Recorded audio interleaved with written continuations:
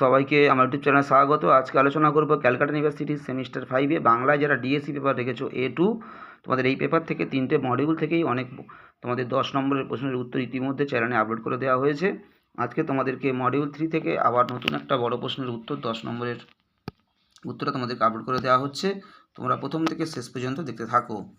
Module 3-তে তোমাদের যে লীলা মজুমদারের সব ভুতুড়ে গল্প সংকলন বা গল্পগ্রন্থ রয়েছে, এই গল্প সংকলন থেকেই একটা গুরুত্বপূর্ণ গল্প পেনেটিতে। এই গল্প অবলম্বনে যোগু, ভুটে এবং নেলো কিভাবে ভয় পেয়েছিল, এই গল্প অবলম্বনে তোমরা বুঝিয়ে দাও। এই প্রশ্নটা 2020 সালে এসেছিল।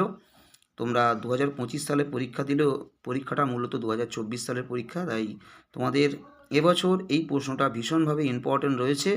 তোমরা প্রথম থেকে শেষ পর্যন্ত উত্তরটা লিখে নাও এবং খুব ভালো মতো তোমরা প্রিপারেশান নেবে। তোমাদের সব ভুতুড়ে যে গল্পগ্রন্থ রয়েছে, এখান থেকে তোমাদের যে কোনো দুটি গল্পের শিল্পরূপ, মেজ পিসমশাই চরিত্র এবং দুটো কিশোর ভূত চরিত্র এবং এই গল্প সংকলনের যে কোনো দুটি গল্প অবলম্বনে বুঝিয়ে দাও যে গল্প সংকলনের যে ভূতের প্রসঙ্গগুলো ব্যবহার করা হয়েছে, সেই ভূতগুলো মূলত মানুষের মতোই। এই প্রশ্নগুলো তোমরা এখান থেকে খুব ভালো করে একটু স্টাডি করবে। তোমাদের জন্য এই প্রশ্নগুলো এখান থেকে ইম্পর্টেন্ট রয়েছে। এবং যারা এখনও পর্যন্ত বই কেননি কিংবা নোটস জোগাড় করতে পারোনি, যদি তোমরা বড় প্রশ্ন এবং টিকার উত্তর পেতে চাও, অবশ্যই আমার সাথে যোগাযোগ করতে পারো। 9775650572, এটা আমার কন্ট্যাক্ট কিংবা হোয়াটসঅ্যাপ নম্বর। তোমরা যোগাযোগ করতে পারো। খুবই সীমিত মূল্যে তোমরা নোটসের PDF পেতে পারবে এবং পরীক্ষার প্রিপারেশান নিতে পারবে।